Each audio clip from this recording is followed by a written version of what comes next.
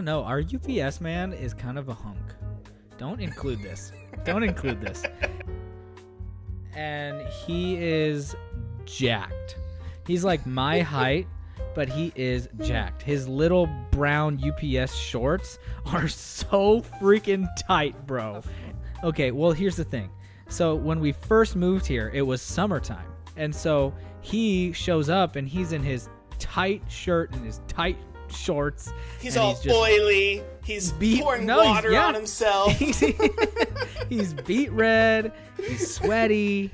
And he's like, "Sup, my name's Travis." And he's got a beard. He's covered in tattoos. And he's just like jacked. And I'm just like, yeah, this is the UPS guy I've been waiting for. And then recently, they changed it to some guy. He's like a tall, skinny, like balding guy, someone's dad. He looks like he used to be an 8th grade biology teacher. Like we went from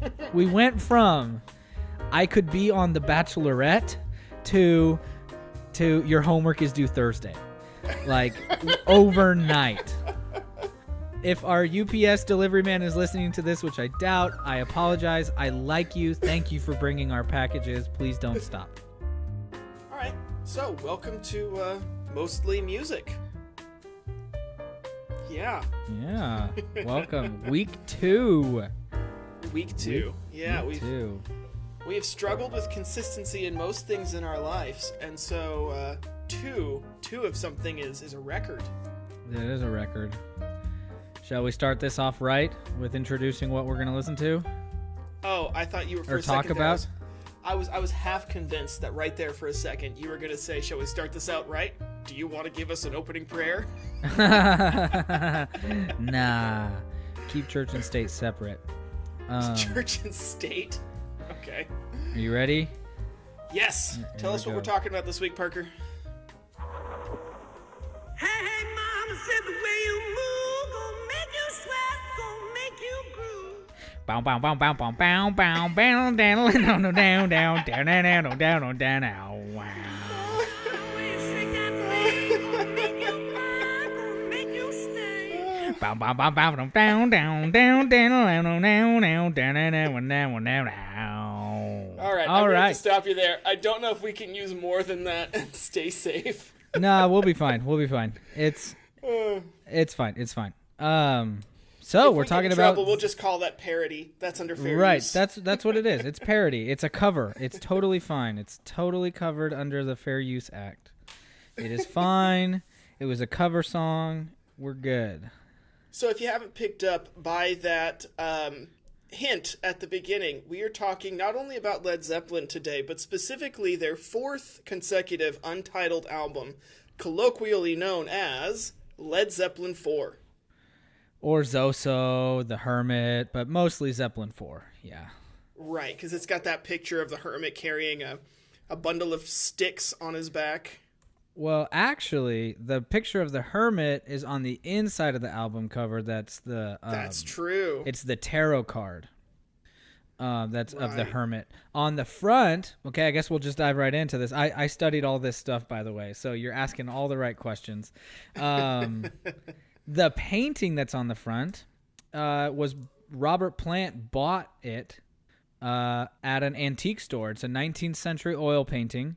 And all they did was they put it on the wall of a partly demolished home and took a picture of it. That's all they did for the album cover. Yeah. And Robert Plant kind of said that it represented the change in balance, and it's a way of saying that we should look after the earth. So I guess the damaged house with the old painting on it is supposed to be symbolic of that. And then I could see that. I mean, I don't really get that much of that feel when I listen to the entire album. Yeah, I agree. So I think I don't necessarily think that that's supposed to be the theme for the album. I think that's just maybe what the album cover is supposed to represent. Because if you listen to some of the lyrics, separate entity, right? Because Robert Plant didn't write all the lyrics either himself. So I think he only solely wrote the lyrics for the first track, and then they all kind of wrote them together, I think, after that. I think what's interesting. Well, the first thing that sticks out to me most about this album is that they actually have guest musicians on it. Yeah, they had a couple. And that was something that they hadn't done on the first couple of albums that they had released. Yeah. So I believe they had Sandy Denny as a vocalist, Yeah. and Ian Stewart. She does the from Battle of Rolling Evermore. Yeah. And then Ian Stewart from the Rolling Stones, like you from said. Rolling Yeah. Stones, yeah. And then, so all the songs on the album were original except for When the Levee Breaks. That is a hard rock. It's a hard rock cover version of the Memphis Mini Blues song. And that's just kind of interesting because you hear all these bands who are doing covers of Led Zeppelin today, and then you've even got Greta Van Fleet, who's I knew we were not going to doing talk about them. covers. Yeah, I don't want to spend too much time on them because I mean they sound great, but the shtick gets old, you know. Yeah, and the thing is, like, the thing about Greta Van Fleet is that they're not necessarily trying to sound like Led Zeppelin. I think at least that's what they say. They Really? say Because they're not. I've seen interviews where they straight up say they're trying to emulate Led Zeppelin as much as physically possible. That's so funny because last I read, they didn't want to do that. But I just pulled up a Google page and started typing in Greta Van Fleet, and some of the autofills are, is Greta Van Fleet Led Zeppelin? But there's another one that is why is Greta Van Fleet so bad? So I think on that note, we should move on. I don't think they're bad. I think they're great. It's fine. Yeah. What I was trying to say, and I don't think they're bad. Like I said, I just think that it wears on you a little bit. You know, at some point I'm like, okay, I've heard all this. The sound's been around since the 70s. Make it your own a bit more. Right. But the reason I bring it up is because we see so many of these bands doing cover songs of Zeppelin tunes or trying to emulate their sound. And then here we have on what is possibly their most successful, maybe not successful, but most important album, and they're doing a cover. It was also actually their best-selling album, yeah. Okay. Over 37 million copies. Yeah. That's according crazy to for that Wikipedia. time, Yeah. I mean, it's crazy for now too. It's still regarded as one of the best-selling albums in the United States in history. Like it's placed highly on lists of greatest albums of all time and all that. Well, and it makes sense. I mean, when you look at it, you've got some of their biggest songs. Like you started out with Black Dog, right? Black Dog, Rock and Roll, and Stairway to Heaven are three of their biggest ever songs. And then Going to California is one of their most popular, not hard rock songs, one of their most popular kind of acoustic style songs. Right. Yeah. All right. And So how do you want to do this? Do you want to go through? Oh no, you finish and then we'll dive in. Well, no, I was just about to ask you the same thing. So, all right. So do you want to go through it track by track or? Yeah, let's do that. I mean, unless there's anything else really quick that we want to talk about the album itself, like when it was recorded or any of that. I mean, no, I'd rather talk about the actual music about it personally, because I think this album has just got so much going on that as nice as some of that context might be to have, I mean, Zeppelin 3, they're coming off of Zeppelin 3, which, aside from the Immigrant Song, does not have, Zeppelin 3 is not known as a complete album. Right. Whereas this one, they were even considering breaking it up into a 2-part album or even selling it as several EPs, but they ended up just keeping it as a full-length album. Yeah, exactly. Which is interesting because it's only got like 8 tracks on it. Right. As opposed to the 16, which I thought it had because I was listening to the deluxe version. Okay, can we also... You are a very intelligent person. I want to start this out... Ooh, I'm getting a scam call. I'm just going to decline. I want to start this out by saying you are a very intelligent person, Parker, and I love you to death. I worry about you sometimes when you do stuff like that. Well, I mean, And so the only harm that was done is that I listened to some of the songs twice. That was the only harm that was done. Luckily this time, and for those of you who are wondering what we're talking about, right as we're getting ready to sit down and record today, me and Parker are talking about how long do we want this episode to be, what do we want to talk about a little bit, just kind of touching base. And I said, I think we could try and stick this to about 45 minutes-ish, because there's only like 8 tracks, right? And he goes, what are you talking about? There's 16. And I was like, no, what? No. And he said, oh, I've been listening to the deluxe edition. Which includes the originals and all the remastered. Right. Songs. Yeah. It's just different mixes of the original songs. And I told him that, and he goes, so that's why it's been playing all the songs twice on shuffle. I dug it because I have such a long commute to school that I was able to listen to the whole album twice, on my drive. So I was like, hey, this is sweet. So I listened to the album, twice a day. That makes me think of that John Mulaney bit where he's talking about the Salt and Pepper Diner, where the same song keeps playing over and over again. And he's like, what is it? It's What's New Pussycat? It's What's New Pussycat. And then he mixed in, after like 8 or 9 of them, mixed in just one. It's not unusual. It's not unusual, yeah. But the reason that reminds me is because you must have been, didn't I just hear this song? Maybe there's like a dip in the middle. You know how like in November Rain, there's like a dip in the middle and you're like, oh, November Rain is over. No, it's not. Yeah. Yeah. No, I get you. There were a couple times even where there was one time I remember distinctly, I heard Stairway to Heaven twice, like in a row. And so I was like, wait a second, what is going on? It started back up again. It ended, buying a stairway to heaven. And then it fades out. And then it fades silent back for in. a second. Doon, doon, doon, doon, doon, doon, doon. And I was like, what is going on? My God. I was like, I don't remember Stairway to Heaven being 14 minutes long. I think it's 7.5 or something? 8 and 2 seconds. 8 and 2. Yeah, I'm looking at the track listing right now. Spotify says 8 and 3, so... Well, wait, again, I'm listening to the deluxe edition. Got an extra second of airplay. Oh, man. Okay, anyways, let's get back on. Okay, Black Dog. Yeah. Okay, this song is interesting. There's so much going on time-wise. Surprisingly, yeah, but maybe not as much as you think.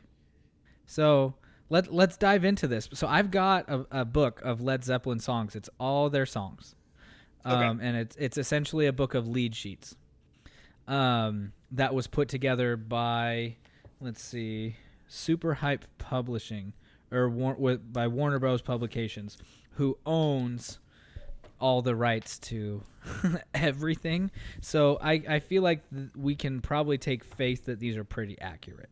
Sometimes lead sheets are hit and miss sometimes, but I have a feeling that these ones are probably pretty accurate because it's also from 1972, the book, which is the year after this album was released. So I'm going to go out on a limb and say these are probably pretty accurate. So let's dive into Black Dog. Okay, you keep saying let's dive in. I've said it a few times too, okay, but you say it every 5 seconds. Let's go down the stairs in the pool slowly into Black Dog. Okay. Let's cannonball into Black Dog. Okay, so talk to me about this time signature then, because I've seen it explained on a couple of YouTube videos where, John Bonham is keeping that steady 4/4 stomp beat, and it gets to a point where the guitar and bass is syncopated and goes over his beat and lines up every 2 or 3 measures. Well, what it is so you have the melody that comes in from Robert Plant, and so then you have that guitar riff that I was singing, I guess, air quotes, singing at the beginning. And it actually is starts on a 3/4 measure. So Okay. and it, the way that the song is written, it makes you want to feel the half note. But it's actually, you're supposed to feel the quarter note. So it goes a 3/4 measure and then back to 4/4. And so that can be what makes it sound a little, not confusing, but makes it sound like it's off. And then later, I think the part you're talking about, the riff does go over the bar line. Yeah.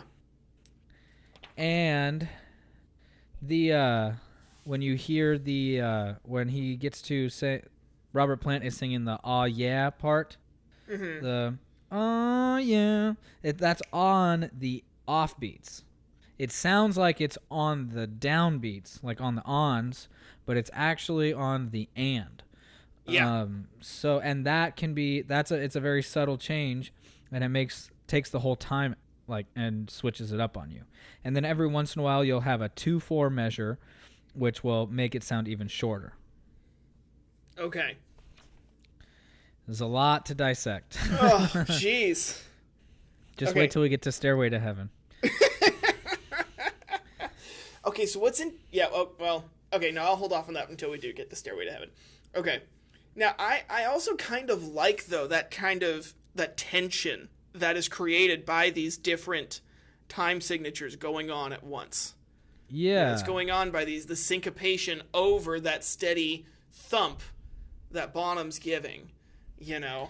And then you've got that tasty bass that if you're not listening for it, you're not actually going to hear too much of the bass guitar because it just fades in and sits in so perfectly. Yeah, well, I think part of that is that he's just playing unison with the guitar as well. Right. Until later when we're on the bridge, then he kind of has this like walking bass line down. But other than that, he's just playing in an octave with the guitar. And so that's what makes it sound like it's like perfectly in there, but not in your face. And that alone also has got to be hard to do. It's easier when you're recording it, right? Because you can change it up just a little bit in post-production, even back then. Not back then, you couldn't. No. Yeah, you could with tape. No. Yeah. Not with... No, we'll get into that. No, you Okay. cannot. That was the big thing about tape, is it had to be perfect. And tape is the most expensive medium. So what you got to remember is record labels will give the bands or the artists a cash advance, and that advance is taken to pay for studio, all the extra musicians they need, to pay for, everything. And a majority of that comes out of, at the time, a majority of that money was taken up by doing takes, because they didn't just have unlimited tape, and every time you screw it up, they've got to cut it, and then you can splice parts of the song together, but you can't do small chunks of the song like you can now. Well, no, what I meant was more like pitch shift or, that slowing did not, your tempo just a bit. The pitch shift didn't really exist back then. The only thing you'd have to do is, playing it a little bit faster when you're mixing it into the final mix, or playing it a little bit slower. That would be the closest thing that you could do that I can think of. Yeah. What I like about Led Zeppelin, though, is that they didn't strive for perfection necessarily. You can tell there are not a lot, but there are some tempo inconsistencies. There are some parts where the drums aren't totally in sync with the guitar, but that gives it the human element, and that is what makes it sound so good. Well, I don't think that is what makes it sound so good. I think that is one of several things. I also think they're just four very talented individuals who know what they're doing. Yeah. But yeah, back then, especially recording on tape, you were going with, we're talking probably $10 a take almost. And when you're recording a full-length album, that's a long time, or that's a lot of money. Right. So is there anything else you want to talk about with Black Dog while we're here?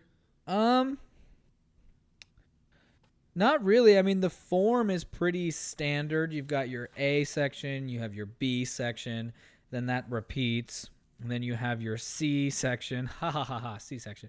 And then your A section comes back with a coda to the end. Okay, so it's just your basic so- ABAC that most pop songs follow. Yeah, yeah. And it fades out too. You just repeat. The coda is looks like an 8 measure or 6 measure phrase that just repeats as they fade out. Okay. So then let's go ahead and move on to rock and roll. And I think it's interesting that John Bonham has a writer's credit on this one. He doesn't have a writer's credit on any of the other songs except for When the Levee Breaks for the cover. But I think his writer's credit really shines and shows in this track because it starts out and ends with what are possibly some of the most iconic Led Zeppelin drum fills. Right, you start with that drum intro where he's just doing his, rim shots and the hi-hat at the same time, and he's doing some ghost notes in there to get into the accents. And then that fill at the very end where he's doing, just some linear from the hands to the feet and back and using his toms in the middle of everything. It's hard to explain without trying to imitate it, and I know that me imitating it would be piss poor at best. So well, here, give me a quick second and I'll listen to it really fast. I'll turn my microphone off so we don't get dinged. So just give me 1 sec.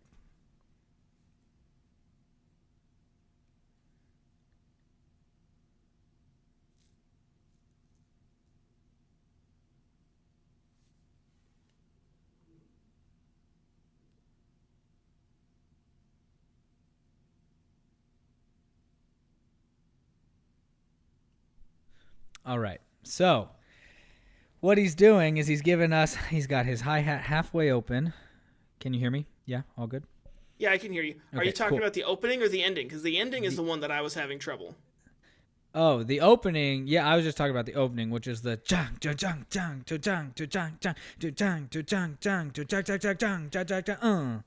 where he's doing the, and then he's filling those in with the bass drum. But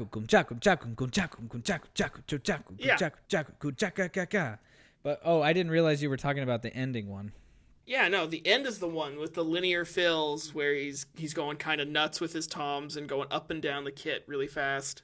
Okay, let me listen to that real quick.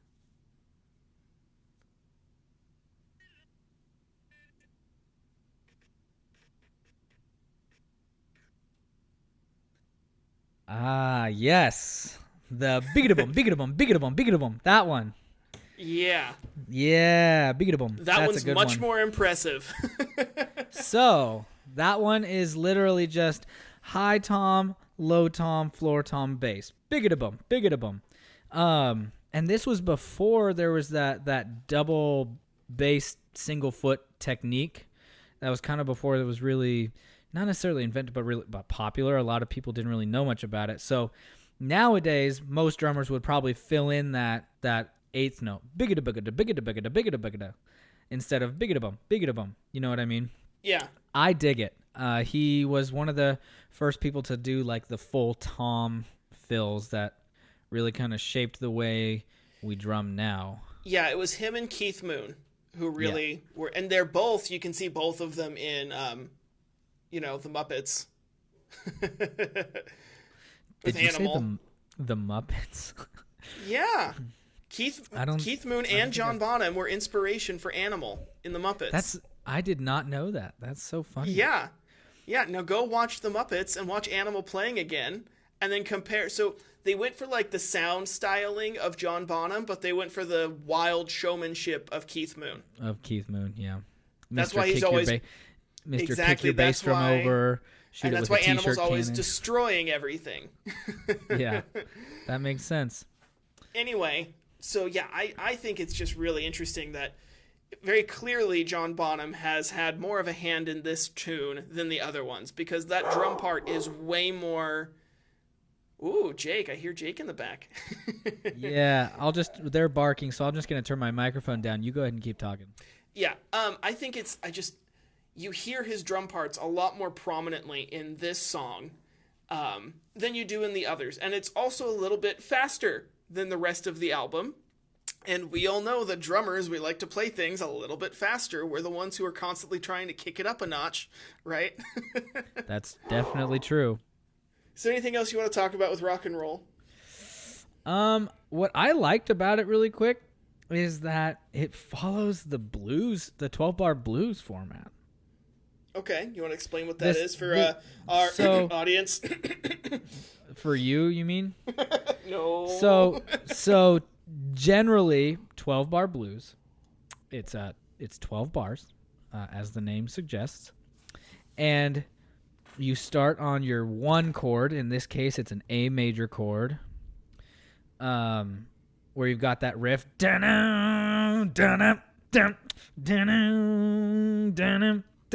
and then after 1, 2, 3, 4, 5, 6, 7, 8 measures, you go to the 5 chord or the 4 chord with blues. You can go either to the 5 or the 4. In this case, they go first to the 4 chord, for 4 measures. Then they go back to the 1 for 4 measures.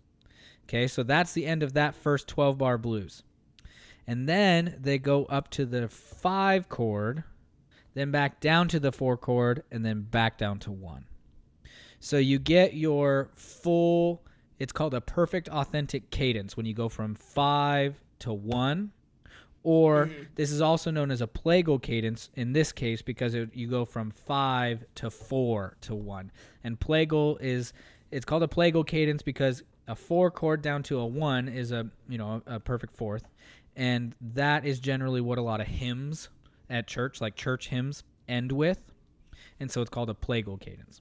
Anyways, this follows the 12-bar blues with it's like a half cadence into a plagal cadence. I know that might not make very much sense, but I think it's cool how they did, like, they took the 12-bar blues and changed it slightly to make it, I guess, more interesting.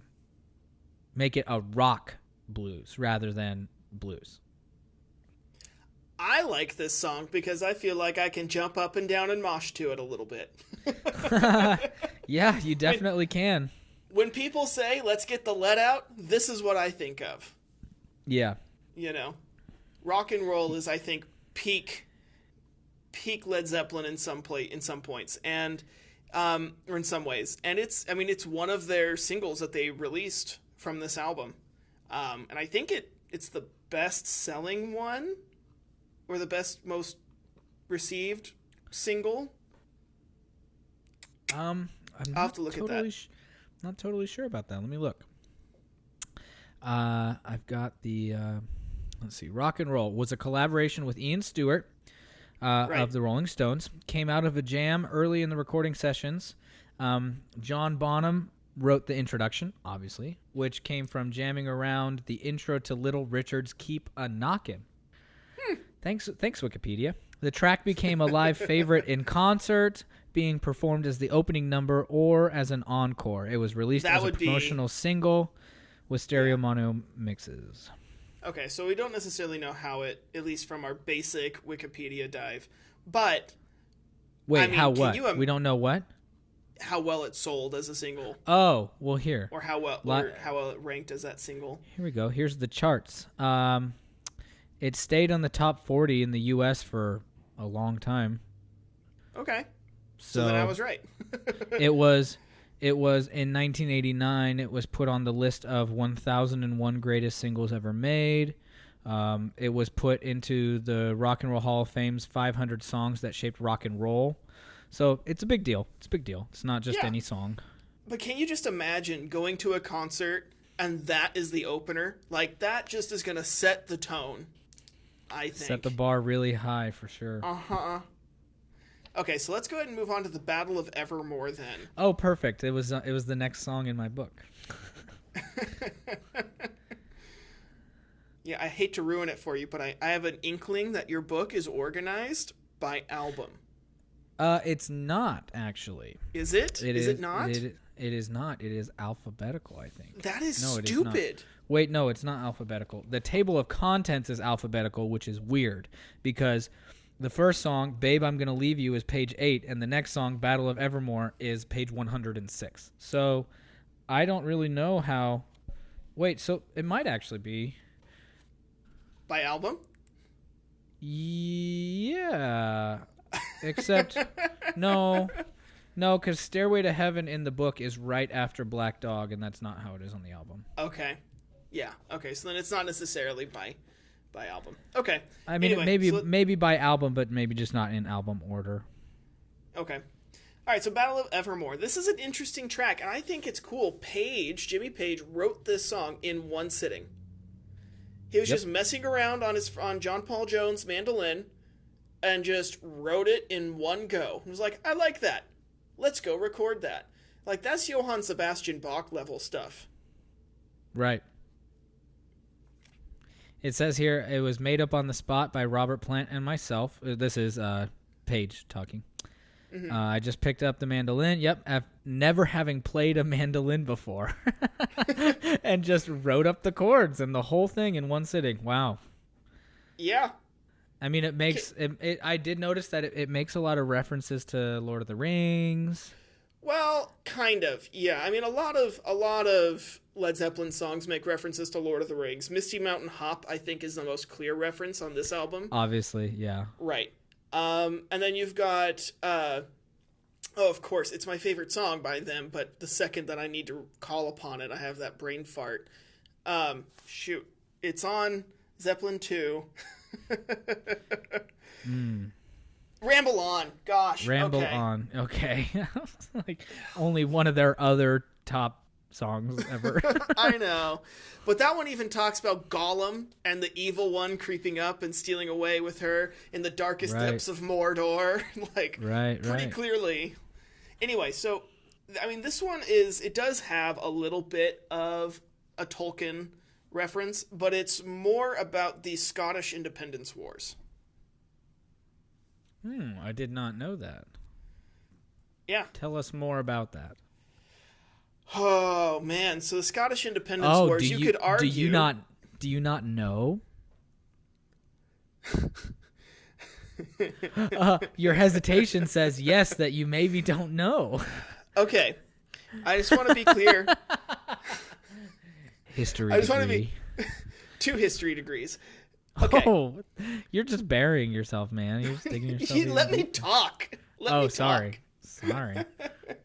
So, I get this all the time. Someone says, "Oh, you studied history. You must know about this." Let me be clear here. While, yes, I did study European history, my area of prominence is early modern Polish history through communist Polish history. I have a pretty wide general understanding of world history, but that doesn't mean I know every little thing. Now, I can tell you a little bit about the Scottish Wars of Independence, right? One, there were a lot of them, and you could even argue that they are still kind of going on. So, really quick, when you say the Scottish War of Independence, is this, forgive my ignorance about history, is this the same one that's from the movie Braveheart? Yes, it is. William Wallace. Awesome. Uh-huh. Just wanted to make sure we were on the same page. Yep. So William Wallace and tons of other people. Now so the Scottish Wars of Independence had been going on for almost a century, right? By the time they didn't really end, they just kind of stopped. Right. That's stupid. They didn't really end, they just kind of stopped. No one really won them. Scotland definitely lost, but England didn't necessarily win, right? Because nothing really changed for England, and they lost a lot, right? So they get to keep and, maybe gain a little bit more control over Scotland, but at a huge cost. And so these were very brutal wars. I mean, the Scots are still pretty bitter about this kind of stuff to this day, and it's 600 years later. Scotland is getting ready to vote again for independence, and this time they might be taking Wales with them. And with this whole Brexit thing going on, they very much might actually make it happen. And so you've got this deep-rooted history in Scotland where they just kind of have a disdain for London and Westminster and all the terrible things that England has done for them. And it's kind of only accepted because the Scottish king eventually becomes the King of England. I mean, can you blame them, though? Can you blame them? No, you can't. I mean, I just saw an article today where someone in Wales was talking about how 50 different countries have gained independence from Westminster, and not a single one of them has wanted to go back. Yikes. Yikes. Now, I mean, go ahead. You could say the same thing about countries that have gained independence from us, like the Philippines. Right. So, I mean, things like that happen. Imperialism is a whole other deep dive that I could talk about, but I'm not going to. But suffice it to say that this is a big deal to write a song based on the Scottish Independence Wars. Right. Well, this reminds me all of like the county that I live in right now. Is trying to secede. They're trying to make what's called the Free State of Jefferson. It includes Jackson County, Jefferson County, and I think one more county. They're trying to make the Free State of Jefferson. And their main thing, and I'm cool with this, their main thing is no gun regulation. Oh my God. So, and like... There's a few different states. There's a few different areas in the Pacific Northwest that are trying to do that. You've got Jefferson. You've got Cascadia is another one. Yep. And it's just funny because like I'll drive down. We live on a rural highway, so I'll drive down the highway to get home, and I'll see there's a couple houses that have like really, really, really big signs. Like the whole side of somebody's house is a map of the 3 counties, and it says Free State of Jefferson. For more information, go to www. So. All right. Anyway, we gotta focus. Okay, all right. Battle of Evermore. I think we talked enough about that. I mean, it's a good. Well, I do want to mention this is the only Led Zeppelin song ever recorded that features a female voice. Really? Yeah. I know it has. Sandy Denny's voice Sandy is the only. She's the only woman to ever record a voice on any Led Zeppelin track. Let me just verify that. I'm looking at it right now on Wikipedia.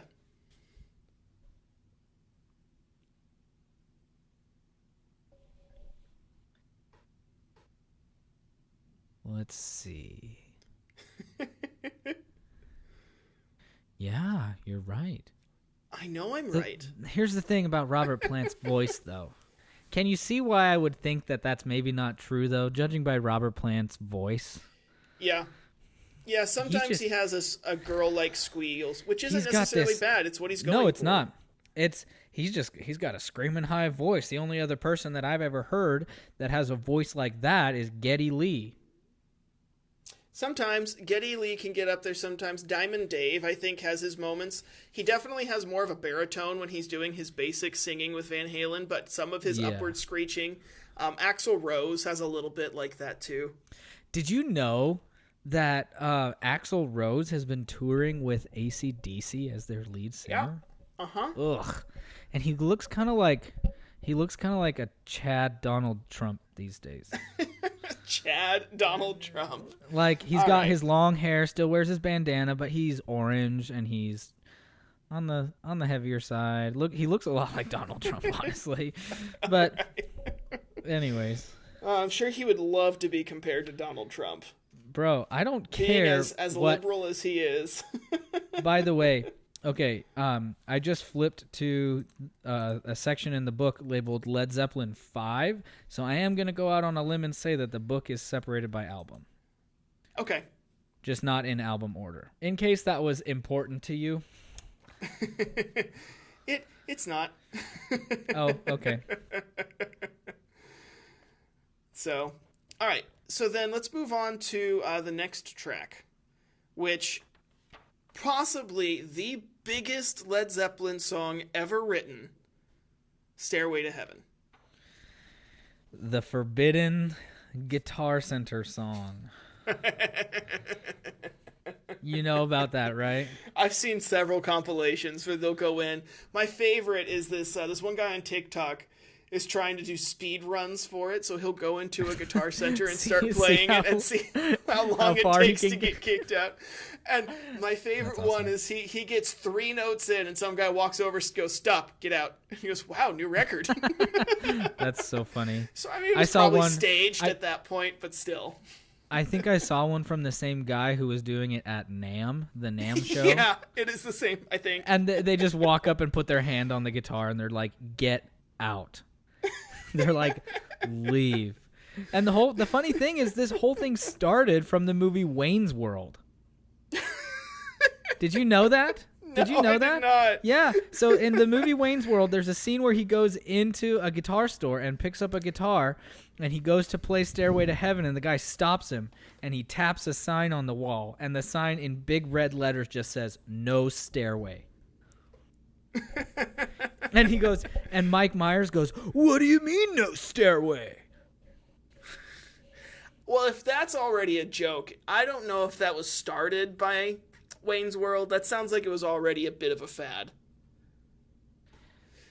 Because when you think about it, this song comes out in, what, is it 71?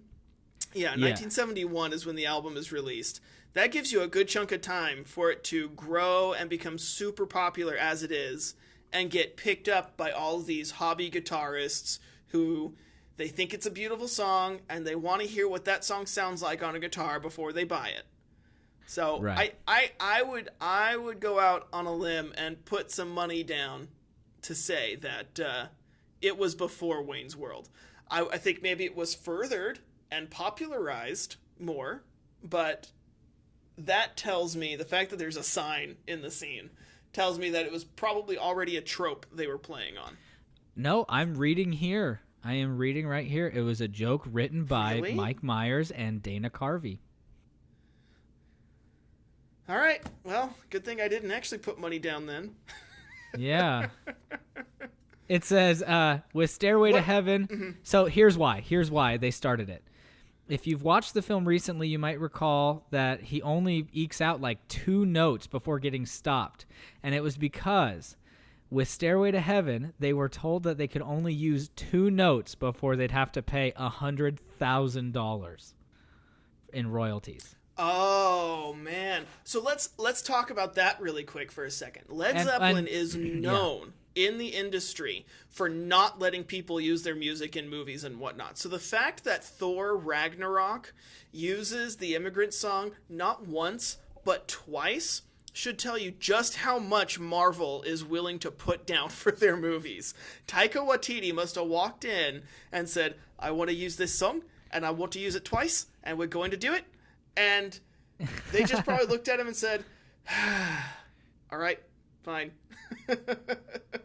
So I'm sorry to any possible Kiwi listeners that I have a horrible imitation of your beautiful accent. What's up? My name's Korg. As you can see, I'm made out of rocks. Don't let that alarm you. My revolution didn't get Anyway. off the ground because I didn't print enough pamphlets. All right, let's see here. I have an article. I need to I'm watch reading that here. movie again. I'm reading here as to why or how they got the rights to this song to use it in Thor. Let's see. Well, they didn't. We can talk about that on a different time when we're talking about Zeppelin 3 or The Immigrant Song or movie, Right, rock right. songs used in movies. Let's table that discussion. I do Well, want to mention just really quick. Uh-huh. What I Okay, have, go ahead, what I go did ahead. just read about Led Zeppelin in general, because there have been a few other movies that have gotten their music in it, or in them, and Led Zeppelin has to be able to. Their part of their thing is they have to be able to see the whole movie before it's added. So, so the survive. I think is all of Led Zeppelin still alive? I don't. John Bonham's not. I knew John Bonham was dead. So the surviving members all saw Thor Ragnarok before any of us did. So that's cool, I guess. That is awesome. I guess it pays. I love how we said we were going to keep this to 45 minutes and we're at 47. That's okay. Stairway to Heaven. Yeah. Anyway, all this we song have was discussed not about it released as a all we've said about it is that it's forbidden. Okay. Okay. I think the most interesting part about this song is how big it got despite it not being a single. It was not released as a single, and they were resistant. They were told, you should release this as a single. Do it, do it, do it. And they said no. The thing is you can't so when they release songs as singles, they try to do it with songs that are under 3 minutes. And so Right. the fact that they were being pressured to release a 7-minute song as a single, or an 8-minute song as a single, probably speaks to the power of the song itself. Oh, yeah. And then the fact that radios played it anyway. Yeah. Yeah, it's amazing. I think just how far that song has gone through time. I mean, even to still be possibly one of the most recognized classic rock songs, just should tell you how much timelessness and raw talent these guys have to pour into their music. Yeah. I mean, that's a once in a blue moon circumstance where you have a song that lasts that long. Right. And I'm trying to think of maybe some contemporary songs that maybe could last that long. Stuff that's coming out today. Yeah. I think Beyonce might have a couple, but yeah, I know Muse has a lot of songs that are over 6 minutes long. I'm not talking about 6 minutes. I'm talking about longevity. How long is it going to be popular? Oh, I'm sorry. And so I think Beyonce is going to have songs that in 50 years are still played on the radio, just like Michael Jackson, just like Queen, Prince. Yeah. And so I think, Beyonce is going to have, Jay-Z is probably going to have some of that. Justin Timberlake's probably going to have some of that. But, Yeah, partly because, too, he's stayed in the spotlight because he did music and he's done acting and still does both regularly. And so he's in it. Right. And so you have Stairway to Heaven, right, which once John Bonham died, these guys just kind of fell off. I mean, Robert Plant and Jimmy Page kind of did a couple of solo tours, or they did some projects on their own. John Paul Jones is in Velvet Revolver, or is he in Them Crooked Vultures? That is a good... I think he's in Crooked Vultures. That is a good question. I'm pretty sure it's Them Crooked Vultures. You keep talking. I will verify that. So just the fact, what I'm trying to say is just the fact that this song, despite these guys not being in the spotlight for so much of their lives since, and the fact that it's still such a popular, well-known song, is rare. And I don't think I could name a single song today that's come out that I can point to and say this is going to last. I know there are several artists who I think that type of a song could come by, which is that list that I just kind of gave off. But I don't know if we'll ever have a song like Stairway to Heaven that is simply popular because it's just so good. Yeah. So I'm seeing here, you said Crooked Vultures? Yeah, John Paul Jones. Yeah, and he's also played with King Crimson, R.E.M., right? Mutual Admiration Society. Some of these I've never heard of. Looks like he played for Led Zeppelin. I don't know who that. All right. Do you have anything you want to say about Stairway to Heaven? I kind of did a rant on it. Well, no, I think you covered a lot of it. What I really like is the song is like it's a slow developing song. It has a beginning, middle, and end very clearly. Yeah, and it's a very nice arc too. Like the drums come in exactly where they should with that nice boom, brak, bagada boom, and then the rest of it just kind of layers on top of itself. Like it starts with just the vocal and the guitar, and let's see, around measure. Let's see. It doesn't have measure numbers. Of course, the book doesn't have measure. I'm not gonna count that. But let's say about probably 2 or 3 minutes in, the rest of the guitars start coming in with the ooh, and it makes me wonder, that part. And then right after that is where Bonham brings it down, and they have that section that looks like it repeats 3 times. And yeah, I mean, what I like about it is exactly what you said. Like, it has a very distinct beginning, middle, and end. The song has a climax, and it has falling action, just like any good story, which Right. you really don't see much of in other bands, except for maybe some Rush songs, but Yeah. definitely not all of them. But I think my favorite part of that song kicks in right before the guitar solo and right after. So about the 5-minute, 55-second, 56-second mark, where that guitar solo just breaks in, and then you have that breakdown where the vocals come back in. You have these hooks coming from the guitars, these power chords just going and going. It's just this wave of energy pushing out at you after you've had this slow build up and you've got this explosive climax. Ugh, man, I could talk about this one song for an hour. yeah, I mean, and the funny thing too is, looking at this music, there are 4 repeated sections, and the song is still 16 pages long. Oh my gosh. So, Oh boy. All right. Well, in the Yeah. interest of time, as much as we could keep going on about Stairway, let's just in the interest of time, let's move on to Misty Mountain Hop. So we're getting to side 2 of the album. If you're following Side along 2. on vinyl. So Misty Mountain Hop, as we mentioned earlier, definitely the most clear reference to Tolkien. Straight taken from The Hobbit, right? The Misty Mountains. yeah, exactly. What's funny is it starts with the singer just saying, "I was walking in the park just the other day, and what do you think I saw? Crowds of people sitting on the grass with flowers in their hair, and they said, 'Hey boy, do you want to score?' And you know what it is? I really don't know, but at the same time it was." Or what time it was. Sorry, I really don't know what time it was. So from then on, he kind of says, "So I asked them if I could stay a while. I don't really know. And so then from then on, the verse 2 talks about being talked to by a policeman.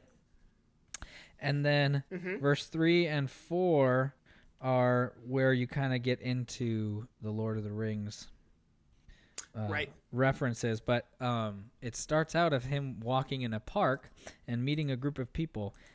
So I'm wondering what that group of people might have given him. Do you, of all people, have to wonder? They said, "Hey boy, do you want to score?" So I doubt they were playing basketball. Okay, so let me just spell it out in case you actually don't get it. I want to make sure, okay? This song is about clashes with police over drug possession, specifically marijuana. And he's referring to events. I'm looking at this right now just to double check it, but he's referring to events from a 1967 legalized pot rally held in Hyde Park. So that's why he sees, people with flowers in their hair. That's this kind of hippie era imagery that he's trying to invoke. They offer him a score. He gets talked to by the police because, he's in possession of pot. So that is what this song is about, more than anything. Yeah. And then it makes a Lord of the Rings reference at the end. I don't know why we thought the whole song might. For some reason I was like, "Oh yeah, this song's gonna be about Lord of the Rings." Heck yeah. And then it wasn't.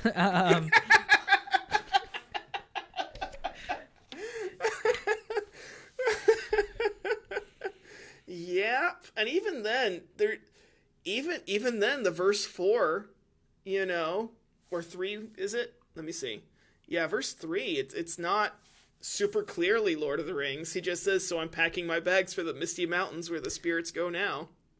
Yeah. Over the hills hills where the where the spirits, spirits fly. Oh, I really don't know. Yeah, that's it. That's all the Lord of the Rings you got. Yep. Yep. It's weed, Lord of the Rings. Essentially. Oh, that's funny. Yeah, I mean, it's a good song too. I mean, it's not necessarily one of their like rockin' songs. It's labeled as a moderate rock beat. And it's got that it starts with, I think, a guitar riff, if I remember correctly. And it does have a lot of, so what's interesting about the chord structure in this song is that it's all A major, but what changes is the voicing of the chords. So first you have A major, and then it goes to D over A. So that just means you play an A major chord, but the lowest note you're hearing is a D rather than an A. And then you go to A flat over A, which is the same thing, but you have an A flat as your lowest note. Then you go back to A. So it just kind of cycles from D over A flat over A, and A at the beginning here. Kind of throughout the verses, really. And then it's kind of later. So I want to say chorus, but there's not really a chorus because it doesn't have the same words every time that phrase is sung. So it's not technically a chorus. I would consider this song almost quasi through composed, meaning there are usually through composed means there are no sections that repeat. It's not like it has verses. So this one has verses, but it doesn't have a chorus or a bridge. It's just like each verse is really long, but musically the same. It's kind of weird. But they go to, they switch then to what looks like there's a pivot from A major. Instead of then going to D over A like before, they just go to D and then to G, then back to D, then back to G, and then back to A, and then they go back through that chord cycle. So, I mean, what the point I'm trying to make is I really appreciate that they're using, I guess, quote unquote, average chords or common chords, but changing what note is in the bass. And that, in and of itself, creates movement because you're going from D to A flat and then up to A. So you have that point of tension with the A flat, where that A flat feels like it wants to resolve up to the root. So, anyways, just a little theory lesson for you. Well then, on that theory lesson, let's move on to Four Sticks, because this has some interesting theory going on. Yes, it does. So this book has this song in 5/4, but I think that's just for notation and reading purposes because it's easier to see and read 5/4 than it is 5/8.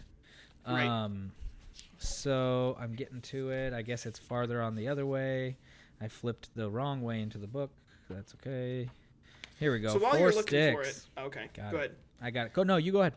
Oh, I was just gonna say this song is called Four Sticks because John Bonham had to play with 4 sticks. He had 2 in each hand. Really? Yeah, that's why they called it Four Sticks. Now I'm trying to see exactly how that worked. I'm looking online right now, and I can't tell if he's holding them both match grip or if he's holding them more like marimba mallet technique 4 sticks, or what. Well, let me just pull up a video real quick and see if I can. See, that's the thing. He hated playing this song. John Bonham could only make it through 2 takes. He only ever did 2 takes of this song because he hated it. And he thought that they never played it live, but there is only one live recording of them in Copenhagen, and it's kind of a bootleg. I'm watching one of them in Milwaukee right now. What? Because I'm looking online. Okay, well. It's because this is just Page and Plant. It's from their duo tour.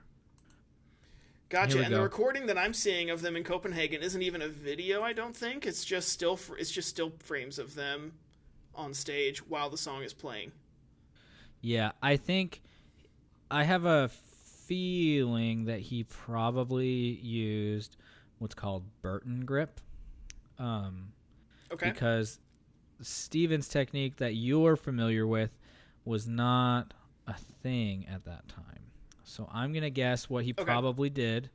He probably, held two of the sticks in normal position, and then you take your second stick in each hand and you put it in between your forefinger and your middle finger on top of that other stick. So it first, like if you turn your hand over, the one in between your middle finger and forefinger is going to be touching your palm, and then the other drumstick that you're holding in the normal position is going to be on top of that stick. So if you turn your hands over, you can still do a regular motion, both rotation and using your wrist. Okay. I can see how that would work on a drum set. And it says here that he had to weird. stop. He had to stop after 2 takes because of the pain. Yeah. And I can definitely sympathize with that, especially using because he used rather large drumsticks, and that can be painful, especially when you play as hard as he played. Yeah, I can understand that. But on the other hand, if he just would practice it more, he would have probably not been in as much pain. That's fair. But that is me coming from a music student background, with the idea that if you practice something, it won't be as hard the next time, which I'm still trying to hammer into my own skull. Anyways, this song, it sounds like it's in 5/8. Here it's in my book, it's written in 5/4, but you've got dum dum dum dum dum dum dum dum dum dum dum dum dum dum dum dum dum dum, and then you have a 6/8 bar after that. So dum dum dum dum da. It's 4 bars of 6/8, sorry. And then you go back dum dum dum dum dum, and then in the chorus it stays in that 6/8 feel. So only in the verses is when you have that 5. Yeah. Yeah. I don't have much more to say about this song other than that timing is interesting, and then the fact that John hated playing it. That's true. Let's go ahead and move on to Going to California, which I think is a much more interesting song. Yes. I had heard this song before, but listening to it in the context of the album, going straight from beginning to end, I think is a perfect penultimate song for this album. It comes out of that tense 4 sticks. It's, winding the album down, and it's just this beautiful picking pattern. Yeah.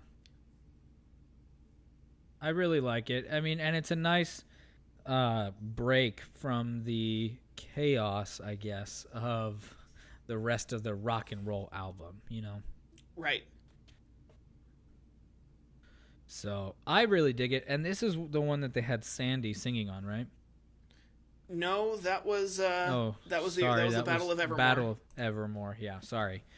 But this one is in drop D tuning, meaning the guitar, instead of being tuned E A D G B E, it is actually D A D G B D.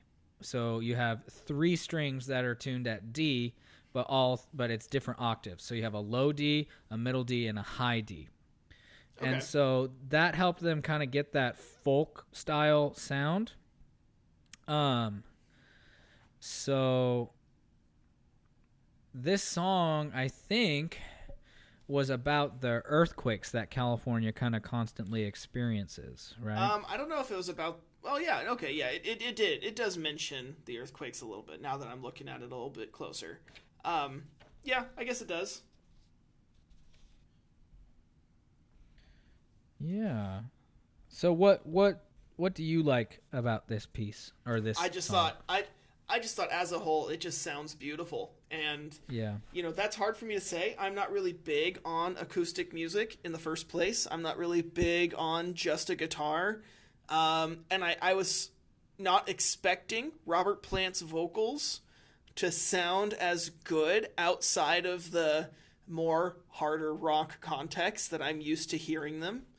Right. And like I said, I'd heard this song before because I've listened to, most, if not all, of the Led Zeppelin albums at least once at this point in my life. But giving it more of an in-depth listen, I was pleasantly surprised at how well it turned out and how well all of the different factors played into this. Yeah, I can agree with that. The funny thing too, though, is Robert Plant, in an interview one time said that this song is a little bit embarrassing at times lyrically, but he also said it did sum up a period of my life when I was 22. So, I would be interested in learning more about that. But I think it's really nice. It's a beautiful tune. And this one was also on the deluxe version of the album that I have been listening to on accident. Which is fine, by the way, right, as long right. as you know Well, it's the deluxe album. right. I think that's Which the you main didn't. thing. There's also a mandolin guitar version of this that's instrumental on the instrumental only, no vocals. That they recorded for the deluxe version, and they actually recorded it with the Rolling Stones mobile studio. Okay.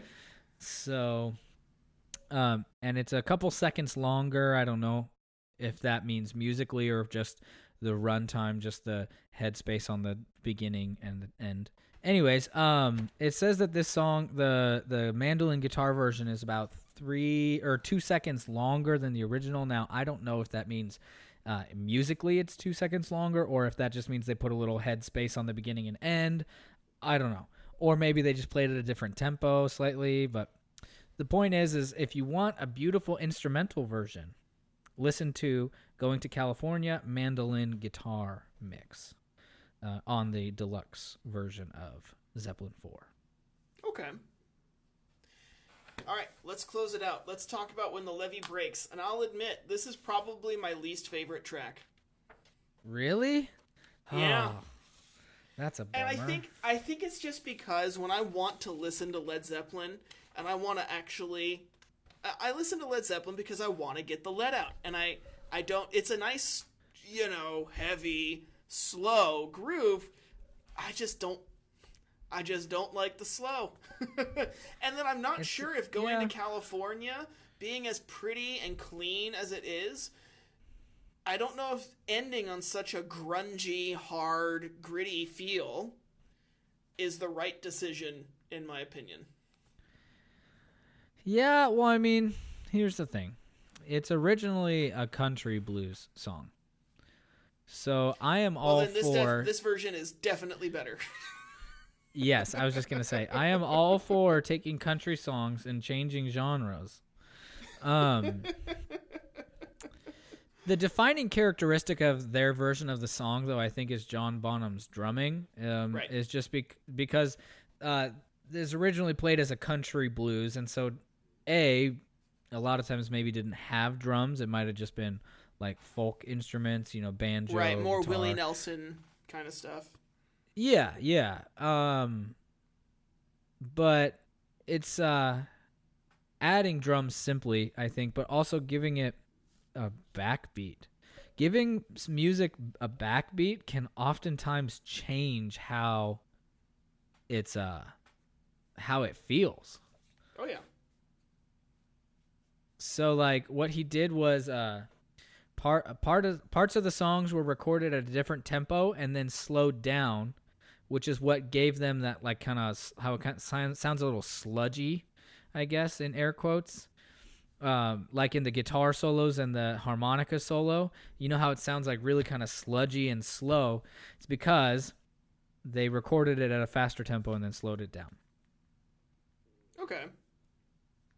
And then later on, with what I noticed was interesting with the panning that they did, which was really evident when I was listening to this in my car because you kind of have the surround sound. What they do in the panning around the end of the song, when everything starts moving around the different pannings. So like the guitar will start in your left front, and then slowly move over to your right front, then to your back left, and then to your, it'll kind of go around in a circle, and everything does, except for the voice, which remains in the same spot in the mix. Right. So it gives this swirling kind of feeling, which I think is really, really interesting.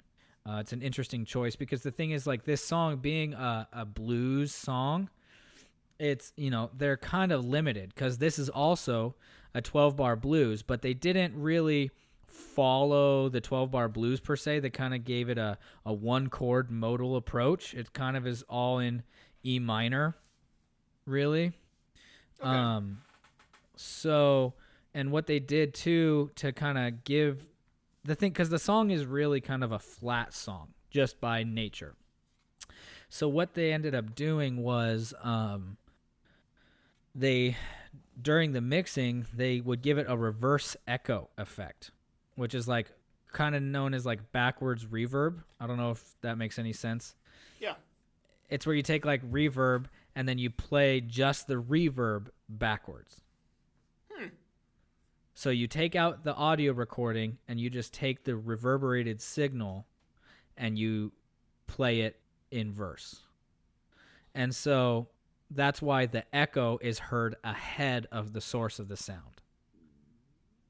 Okay. So you hear the echo before you hear the primary sound, if that makes any sense at all. It's kind of a head trip, but it's pretty cool if you can listen to it with, nice surround sound. It makes a lot of sense then. But Okay. anyways, I get why that's interesting. I'm still going to stand by my position that I don't like that song.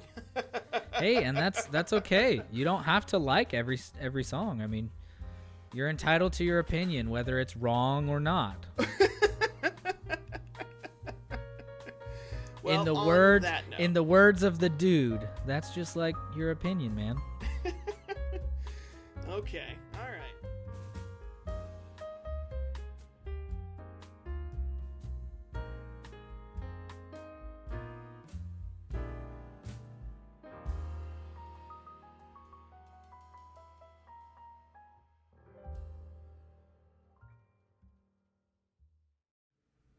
This podcast is brought to you by the necessity of a creative outlet from a really bored middle school teacher. Have a wonderful day.